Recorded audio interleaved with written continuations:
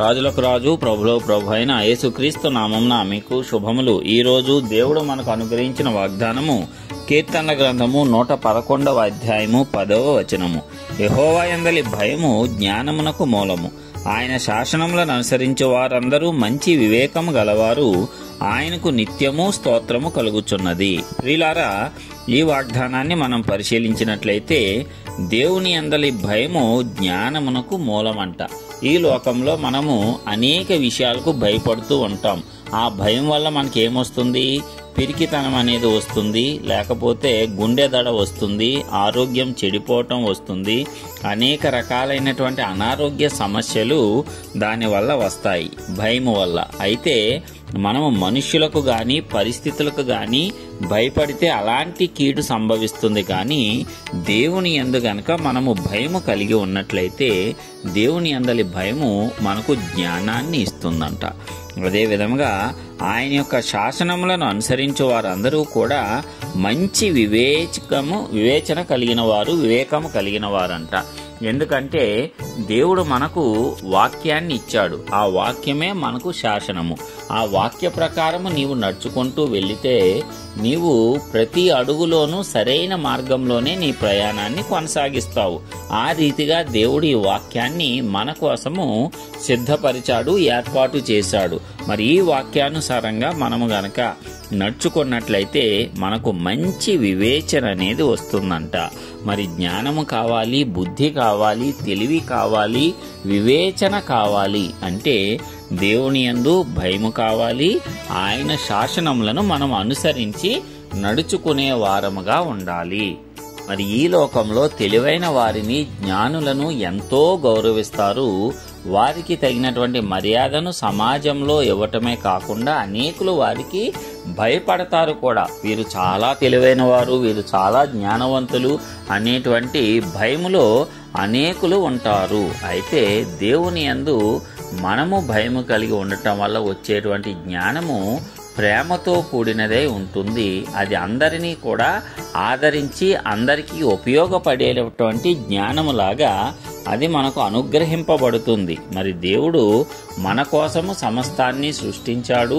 మరి ఆ సృష్టిని మన నిమిత్తము మరి దానిని ఇచ్చినటువంటి దాన్ని సంపూర్ణంగా మనము ఉపయోగించుకోవాలి అని ఆయన కోరుతున్నాడు. అంటే ఈ సృష్టిలో మనకు ఏమి కావలసి వచ్చినా జ్ఞానము గనక లేకపోతే వాటిని పొందుకోలేము. జ్ఞానము కలిగి ఉంటే నీకన్నీ కూడా అందుబాటులో ఉన్నట్లే. దేవుడు సమస్తాన్ని మనకు మన నిమిత్తము చేసి పెట్టేశాడు. అయితే మనం భయపడటం వల్ల గాని కోపపడటం వల్ల గాని దానిని గుర్తించలేము.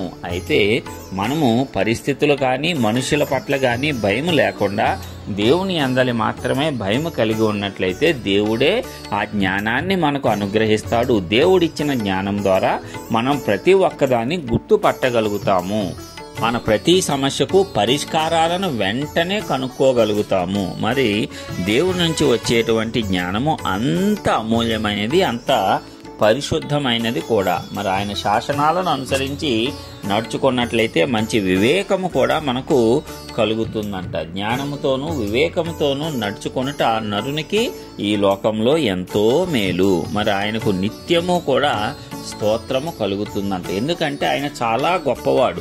ఆయన జ్ఞానానికి మితి లేదు, ఆయన యొక్క వివేకానికి అంతు లేదు. ఎందుకంటే మనము మన చుట్టూ ఉన్నటువంటి సృష్టిని, ప్రకృతిని ఒకసారి చూసినట్లయితే ఆ కొండలు ఎంత ఎత్తు ఉండాలి, ఆ సముద్రం ఎక్కడ వరకు నీరు వచ్చి వెనక్కి వెళ్ళిపోవాలి, ఆకాశం ఎక్కడ ఎలాగ పరచబడి ఉండాలి, నక్షత్రాలు రాత్రిపూటే ఎందుకు రావాలి, పగలు సూర్యుడు మాత్రమే ఎందుకు కనిపించాలి, ఇలాంటివి అనేకములు మనం ఆలోచిస్తే దేవుని యొక్క జ్ఞానము మనకు చాలా ఆశ్చర్యంగా కనబడుతుంది. ఆ దేవుని జ్ఞానాన్ని పరిశోధించుట ఏ ఒక్కరికి సాధ్యము కాదు, అది అసాధ్యమైనటువంటి కార్యమే.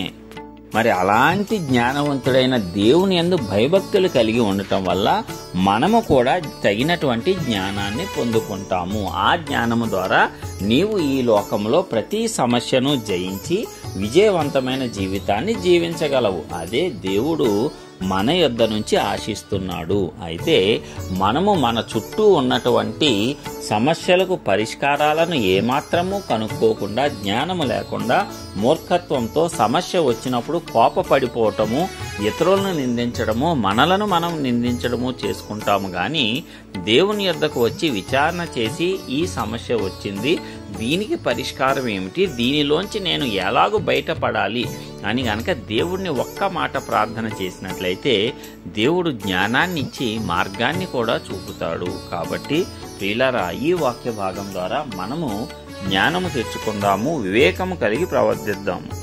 మన దేవుని యందు ఎల్లప్పుడూ భయభక్తులు కలిగి ఆయన యొక్క శాసనములు అనగా ఆయన వాక్యాన్ని అనుసరించి మనమందరము నడుచుకుని మంచి వివేకము గలవారిగా ఈ లోకంలో జీవించటానికి మన తెలివి, మన జ్ఞానము, మన వివేచన అనేకులకు ఉపయోగపడి కాపాడేటట్లు మరి మన దేవుని నామానికి మహిమకరంగా ఆయన ఇచ్చిన జ్ఞానాన్ని ఉపయోగించుకోవాలని నజరేయుడైన యేసు పరిశుద్ధ నామమున అందరి పక్షమున విజ్ఞాపనం చేయుచున్నాను. ఆమేన్.